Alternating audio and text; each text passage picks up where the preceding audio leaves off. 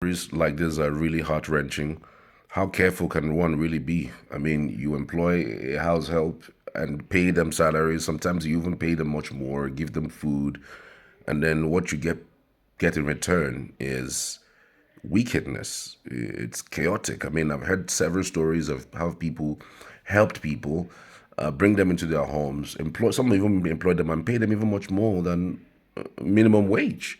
Even though they eat from the house, they get every of the perks of the house. But yet they tend to return evil, to the person who has done them really good. I've heard of several stories, really, even though I know there are other stories that would say that there's no way you would treat somebody really nicely and then they will return it with wickedness. I've heard such stories too. I want to also highlight that and state clearly that you don't get too tacky, or you don't get to treat people condescendingly. You don't get to treat people really badly because they don't have opportunities like you do. They don't have opportunities like your kids do, and then you bring them into your house only for you to harass them, molest them, treat them badly. I mean, it's always that story that comes on, that the reason why these housemates do the things that they do is because they get treated badly by their hosts. But having said that, if you are treated badly, go away. Sometimes it's easy to just say go away, even though I know, it could just be a situation where you don't have a place to go to. It's just that you have opportunity, staring in your face. You just don't want to leave it just because you've been treated badly. I understand that. But then again, do not visit wickedness with wickedness.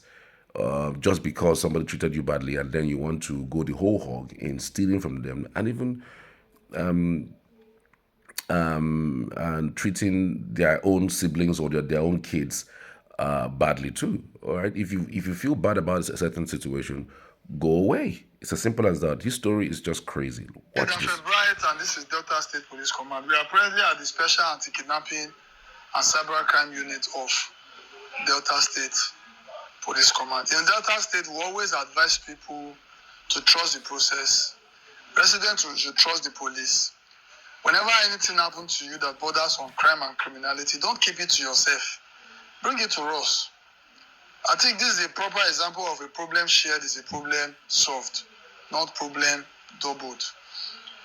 One of the commissioners in the state, in Delta State government, was having this young girl. She's about 19 years old, who was working for them. And she's been with them for over a year now. When they traveled, she went into the house, broke into their bedroom, Wow. ransacked everywhere, saw some dollars and took them, some nairas and took them, carried their laptops too. This is a new laptop.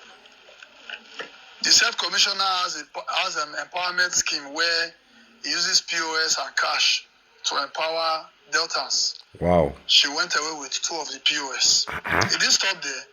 She took their phones. She had already flashed these phones. He still didn't end there.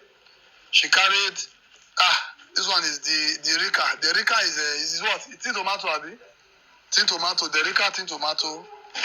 She carried Indomie. This one is Indomie. Mangi. Mangi when they take the cocoa. She carried it. What is this? She carried Indomie, power oil, red oil, even pig milk, Dano, Milo, sugar, and even these shoes. Are they your shoes? She even packed their shoes as well. And I've asked her, the people you were working for, were they maltreating you? She said no. Were they not paying you well? She said no. You see? Were they not giving you food? She said no. So why What did you is do this? this? Why? Before they came back, she packed all these things, went outside, got a cabman, in connivance with a driver. Your name is what? Rafe. In connivance with the driver to the principal that they were working for, and made their way with all these things to Plateau State. Wow. To just Plateau. Where in Plateau are you from? Mongu. Unfortunately for her, she didn't even just do that. She destroyed her SIM card. Yeah. Someone that said she didn't know what came over her, she destroyed her SIM card. But trust us in Delta State Police Command. When it comes to intelligence-led investigation, we are professional. That I can give to the command. She was traced to her village Yeah. and she was arrested. Wow. Eventually, the said driver who said he knew nothing about it was also indicted that to park. But when he was confronted, he said he didn't know anything. Auntie, what's your name? Rosemary. Rosemary, you go open your mouth. How old are you? I'm 19. You are 19 years. How long have you been working with this, your guy? 1 year plus. 1 year plus. So this money and this naira, where did you get them from? From his wardrobe. His wardrobe. Did you Wow. have access to his bedroom or you broke the key? I used to clean the room. Everywhere is open. Okay, everywhere is Wow. open. So who was at home that day that you did all these things? Nobody. Nobody. Do you know this man here? Yes, sir. What did he help you to do on that day? When I packed things outside, he now helped me pack things inside the car. What did he help you to pack? Those bags and this one. Okay, was he aware that you carried all this Indomie? I've already put them before he informed me. He know, Abi, he don't know. I told him I was going to Weibo.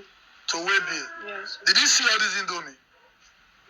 I don't know because I've put them inside. All right. Was he aware that you carried all this money? No, He's sir. not aware. Yes, sir. Okay. What about this POS and the rest? Okay, you've already packed before you called him to assist you. Yes. So you are trying to tell us that he has no hand in what you did. Yes, sir. Okay. Well, if that's your statement, thank you for being honest. However, we should be mindful of people we employ. We should know them well and also monitor them. Because this could have been worse. It could have been. It could have carried what would have been even taking the life of our principal. But thank God the principal trusted us and reported. She was straight to Plateau State, arrested, and almost everything she stole from them we recovered. Though some of the money, this money, how much you don't spend for inside this money? I reached like 400. That you spent. What do you use the money for? 400,000. I flashed phone almost to 150, You 200. flash your phones 150. So why did you do all these things? I want you to tell me and the audience why you robbed them and ran away. So I've never planned anything bad to them since working with them. Okay. It was last year in December when I was going home. The husband gave her some things to give me. But suddenly she was angry because I was leaving. So she did not give me anything. So I was so angry. Then I left the house. Then still we are still calling each other. We are still communicating.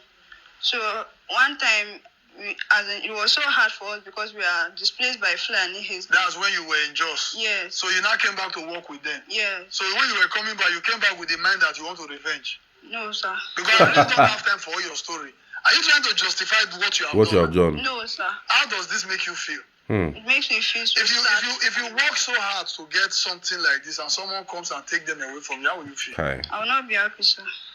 You were being paid salary, right? Yes, sir. Have they ever stopped paying your salary? No, sir. All right. So we need to be careful of entitlement mentality. Entitlement mentality is dangerous and it's very, very, in fact, it's dangerous and can cause a lot of havoc in our society. This is Delta State Police Command. Thank you.